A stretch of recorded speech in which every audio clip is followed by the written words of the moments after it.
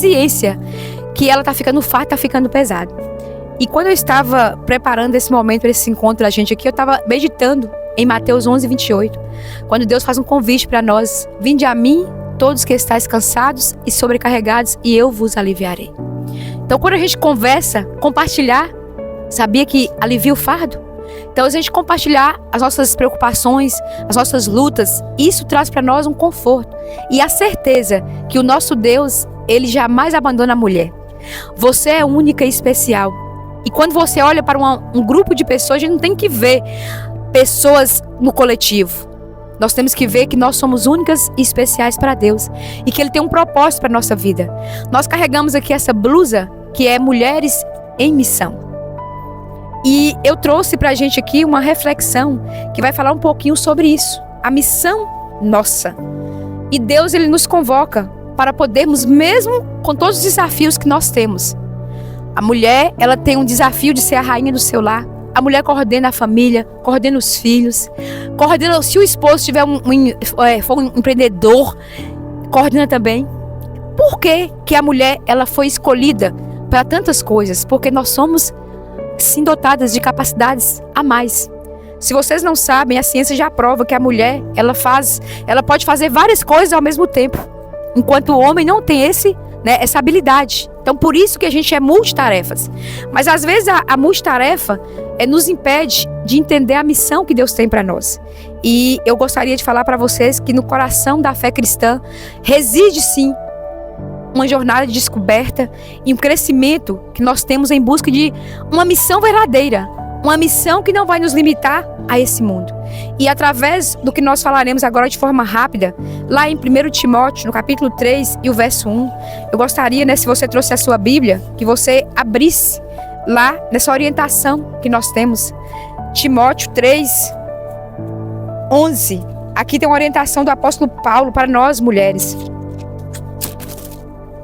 E ele fala assim: da mesma sorte quanto as mulheres, é necessário que elas sejam respeitáveis, não maldizentes, temperantes e fiéis em tudo. Vocês estão vendo aí as características que o apóstolo Paulo deu para nós mulheres? Que nós sejamos mulheres respeitáveis, que nós não sejamos mulheres maldizentes. E às vezes a gente olha essas orientações, e nós temos que entender que as mulheres de Deus, elas têm que ser dignas.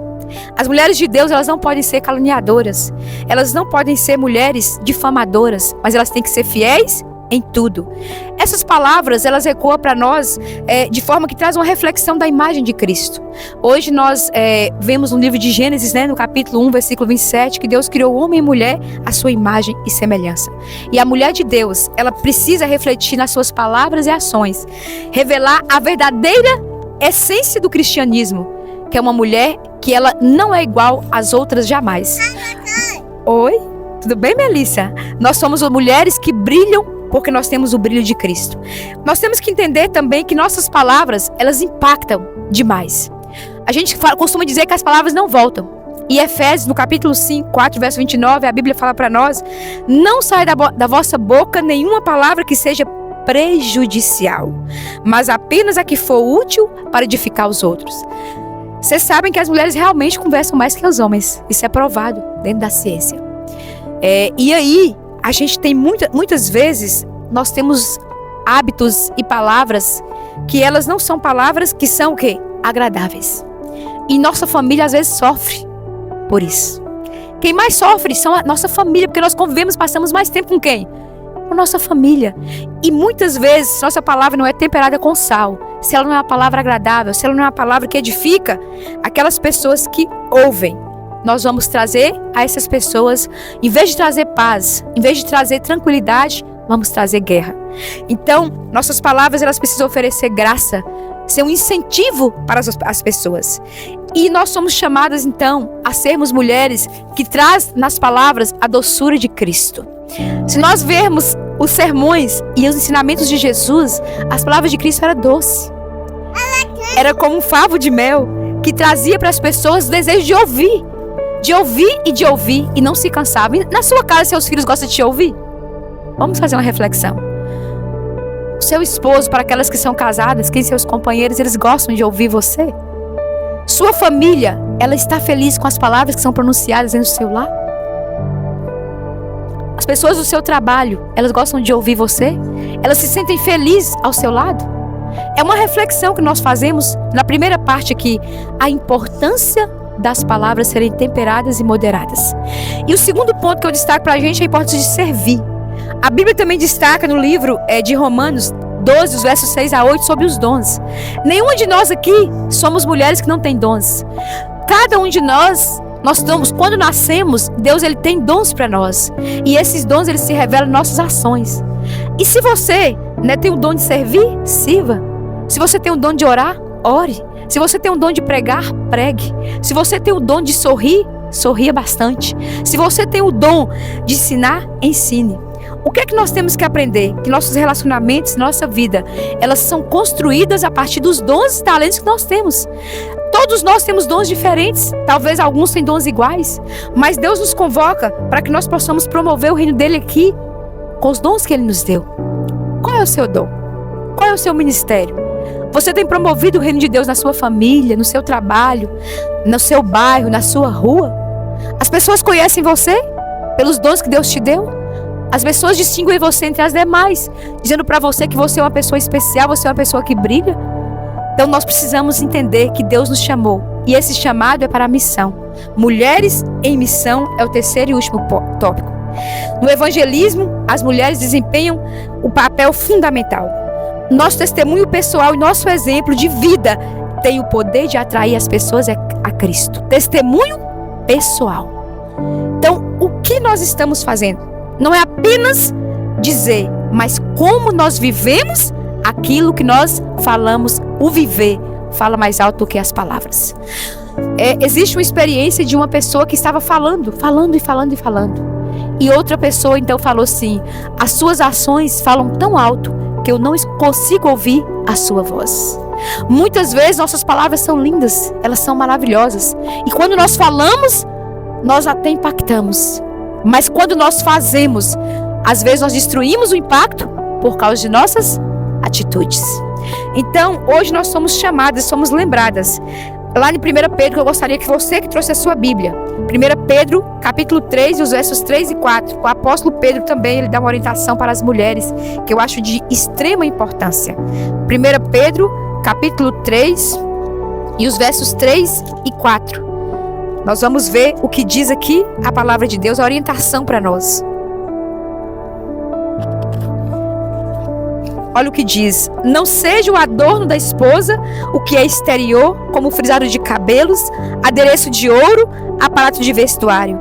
Seja, porém, o homem interior do coração unido ao incorruptível, o traje de um espírito manso e tranquilo, que é de grande valor diante de Deus. Então, o que é de grande valor? É a preocupação com aquilo que está por fora ou com aquilo que nós revelamos que está por dentro? A maior beleza que nós temos é a verdadeira caráter de Deus em nossa vida. Quando nós abrimos as portas para uma transformação do Evangelho, nós vamos ser essas mulheres que não preocupamos tanto com aquilo que nós somos por fora, mas nós estamos preocupados com aquilo que Deus quer revelar através do nosso caráter. As palavras que nós proferimos, elas devem ser moldadas.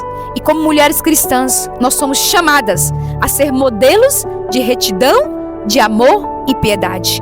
Nossas ações, elas devem refletir os valores do reino de Deus, inspirando outros a seguir a verdadeira justiça. As mulheres de Deus, elas revelam no seu dia a dia a essência da mulher cristã. Ela é uma mulher digna, uma mulher graciosa, uma mulher cheia do amor de Cristo. Será que nós estamos sendo essas mulheres? Mulheres dignas, mulheres graciosas, mulheres que inspiram outras mulheres e outras pessoas e são atraídas para o reino de Deus. Então, vamos apenas relembrar. O primeiro tópico: nossas palavras devem ser agradáveis, com doçura, e palavras que são palavras de mulheres que tiveram um encontro com Cristo. O segundo tópico: nossos dons e talentos são feitos para a missão de pregar o Evangelho e atingir o máximo de pessoas possíveis. E o terceiro tópico: que as mulheres de Deus, elas são mulheres diferentes. Não queira ser igual às mulheres que você conhece, que não conhecem a Jesus. Seja uma mulher diferente, porque você é uma mulher que encontrou com Deus que trouxe para você outros valores. Não os valores que as pessoas pregam, os valores no vestuário, nos mesmos lugares, os valores no jeito de falar, no jeito de ser como esposa. Não, queridas. Nosso padrão é muito mais elevado. O nosso padrão é o padrão de mulheres que estão se preparando para um reino onde as ruas são de ouro. Para um reino onde brilhará o nosso caráter, e não aquilo que nós temos, aquilo que nós vestimos, ou aquilo que lugares que nós frequentamos. O que Deus espera de nós é que nós possamos ser mulher de alto padrão, mas não padrão dessa terra, mas o padrão e os valores do reino de Deus. Que Ele nos abençoe, que hoje nós possamos ter um encontro com o nosso Deus, e que possamos, assim como Moisés, que tinha uma tenda do encontro, nós possamos encontrar com esse Deus que vai nos capacitar, que vai nos ajudar e vai nos dar forças para vencermos nossas fraquezas que nós temos. E nós vamos brilhar por Jesus e vamos ser esposas, nós vamos ser amigas, nós vamos ser irmãs em Cristo e vamos ser as melhores. Não porque nós somos melhores do que ninguém, mas porque nós somos mulheres que temos um Deus que nos faz pessoas especiais e únicas, mensageiras na missão de pregar e impactar as pessoas. Que Ele nos abençoe. Nós oramos e agradecemos por essa oportunidade que Ele nos dá.